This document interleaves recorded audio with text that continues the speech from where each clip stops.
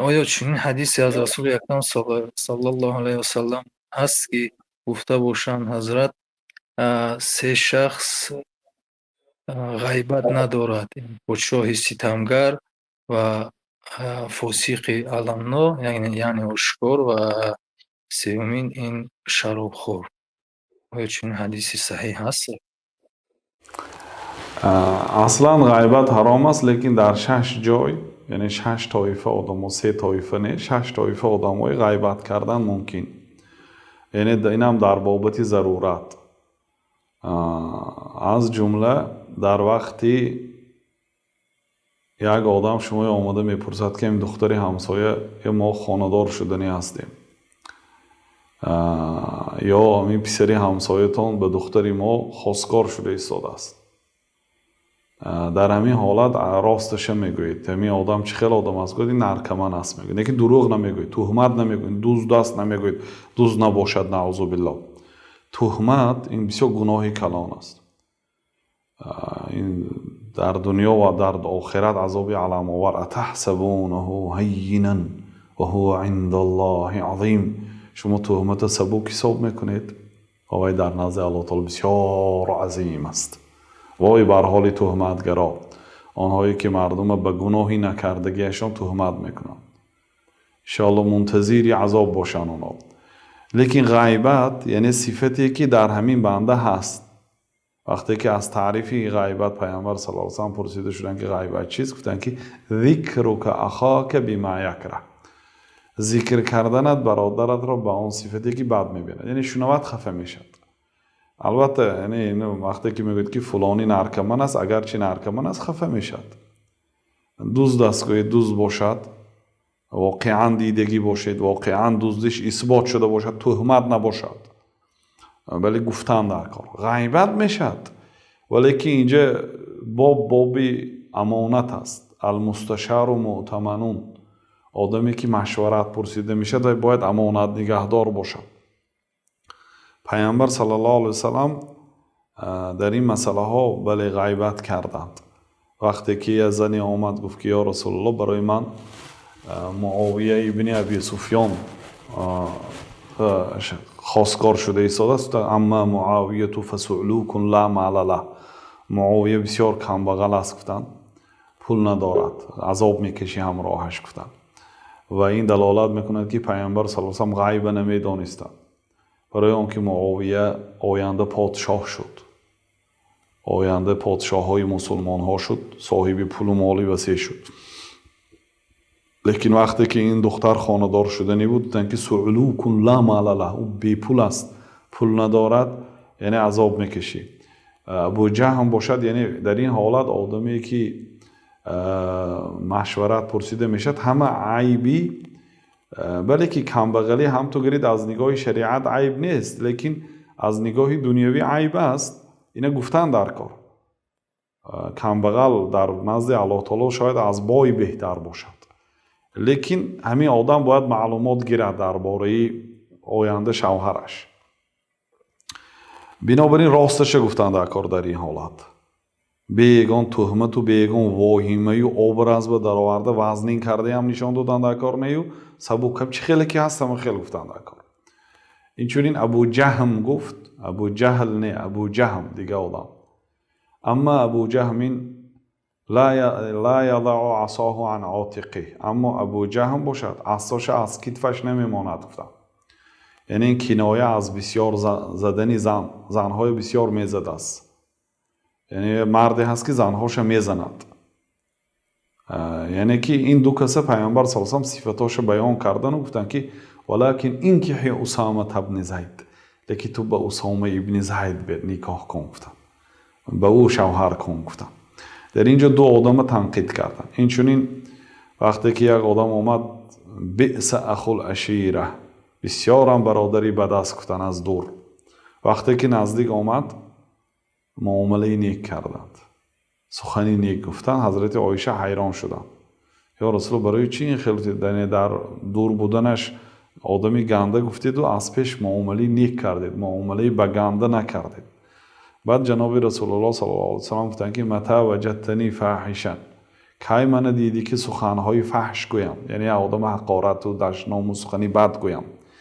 یعنی این آدم سزاوار سخنی بد هست لیکن همچون کرم و سخاوت برای همین آدم هم از من یعنی سخنی نیکی گفته گپ، نه برای مثلا ترسی قدرتش، ترسی قوتش. اگر وقتی حاضر معامله زیبایی و پدخلیمی نکنید و شما عذاب میداده باشد، این علاقه صفتی کمال نه، این نامش مداهنه میگوید، یعنی روغن مالی، از کلمه دهنون روغن گرفته شده است. یعنی گویا که شما آدمی خوب است، یا آدمی بده، برای ترسی از ضررش دروغ به تعریف میکند. این صفتی بد، این در پیامبر صلی الله علیه و نبود. این آدمی بد هست لیکن پیامبر صلی الله علیه و از این نمیترسه. میتونن در روش و تحقیر کنن، لیکن همچون کرم، همچون اخلاقی نیکشون به همین هم معامله نیک کردن. یعنی همین خیل 6 طایفه در کتاب ریاض الصالحین امام نووی جمع آوری کردن به همون آدم ها، از جمله به زنش. اگر مثلا زنش دوست نمی داشته باشدم، من تو را دوست می دارم، تو بهترین زنی دنیا، مثل تو نیست گوید، هیچ گپی ندارد. این چنین به دو آدمی که بین هم دیگر جنگی هستن، ناگپی هستن، میرد میگوید که به اینش، به عمرش، ای عمر زید تو را تعریف کرد. زید نسبتی تو یگان گمانی بد ندارد، تو را احترام میکند، صفتهای نیکی تو را در یک مجلس ذکر کرد میگوید. الکی در دل این بدبینی و گمانی بدها میرد. وقتی که واخورد الکی این نمیداند که این گپ دروغ است، با چهره کشاد الکی با دل سفید آمده سلام علیک میکند. وقتی که میبیند حریفش که این خندیده آمده سلامت کرده شده است، این هم دلش کشاد میشد، سلام. یا که رفته اینش بهم گفتن ممکن است فلانی تو رو تعریف کرد گفته. برای چی؟ برای این عکسی خبرکشی هست. خبرکشی بدبینی رو زیاد میکند. خبرکش مثل هیزم کش، یعنی در بالای همین آتش با هیزم میپرتاید تا اینکه علنگه کلانتر درگیرد. خبرکشی برای همین حرام است، بسیار گناهش عظیم است. این عکسی خبرکشی و این برای صلح سخنی دروغ میگوید، برای صلح انداختن بین دو کس. یعنی همین جاها اینش خیلی درباره دروغ است. دروغ و غیبت کمی آمیخته شد، این دوتاش دروغ است. درست. خب دیگر جا گذاشتیم. خلاصه در بعض جاها اجازت است، اینم به قدرش، از حد گذرانیده نمیشد. از حد گذرانیده نمیشد، به قدری ضرورتش. با اینم خالصا لله بانی الله راقب کرده. اصل غیبت حرام است. کسی غیبت میکنه گویا گوشت برادرش خورد است. امام بخاری گفتن که از آن روزی که شنیدم که الله تعالی غیبت را حرام میکند، مغتبت مسلمان، یگان مسلمان را غیبت نکردم. گفتن امام شافعی گفتن که اگر من غیبت کرده نشم یگان کس را، مادرم را غیبت میکنم، چون که سزاوارترین آدم ها برای ثواب من مادرم، ثوابم رودم به مادرم رود. چون که وقتی که غیبت میکنید ثواب هاتون به آدمی غیبت شده میرد. بنابراین من نمیخواهم که ثوابم با آدمی که غیبت کردم بعد میبینم رود. یعنی مادرش آدم غیبت نمیکنه، لیکن گفتن که اگر رفت و غیبت کرده نشم مادرم غیبت میکنم، تا اینکه ثواب با کی رود؟ به مادرم رود. گفتم همین گونه کسی که یک آدم غیبت میکنه، اگر رفت اون آدم خودش ثواب نداره، یا آدمی بدبختی بی ایمانی، یا آدمی دین بدبین است، خودش غیبت کرده است، یک آدمی مؤمنه یا تهمت کرده است، این که ثواب نداره، از گناههای اونا گرفته به ذمه به گردن اینا پرتافته میشه. بنابراین آدمی به عقل دیگرهای غیبت نمیکند که گناهی کسی نبردارم. گفته بله، این دلالت به بی عقلی آدم میکنه. کسی غیبت و تهمت و آبروی مردم به تجاوز میکنه. بله استاد، در قوله همون شخص یعنی حقیقت رو هم گویی این غیبت است؟ بله. بنابراین به وقت صحابه ها پرسیدن که یا رسول الله اگر اون صفتی که من اون برادر میکنم باشد چگونه؟ انا همین غیبت است. اگر نباشد فقط بهته، گفتن در حقیقت تهمت کردی. گفتن اگر باشد غیبت کردی، نباشد تهمت کردی. یعنی غیبت خیلی گفتیم در حالتهای ضرورت فقط گفته میشد. و این چونی در وقت شکایت به مفتی، زنی ابو سفیان آمد گفت که یا رسول الله ابو سفیان به من و برای فرزندانم کفایه کننده مال نمیدهد. این غیبت است. شوهرم بخیل است. این غیبت است، شوهر علال خصوص غیبت کردن. لیکن این به نزد مفتی آمد یا به نزد قاضی آمد برای رویانیدن حق، اینجا مجبور است. یا مثلا گفت که شوهری من فلان گناه رو بر بالای من تحمیل میکند، من رو مجبور میکند که فلان گناه کنم.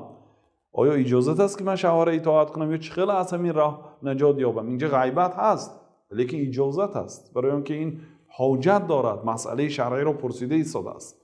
یعنی این به دیگر کس گفتن ممکن نه. و این چنین سوال هایی که یک شخص آمده به یک مفتی یا قاضی یا یک اهل علم میپرسد، این به طریق اتوماتی امانت است. امام استاد ما شیخ شنقیطی باره میگوید به نزد پدرم عالم کلام بودن، مدرسی مسجد نبوی بودن، صاحب کتاب شرح نسائی، الله تعالی رحمت کند.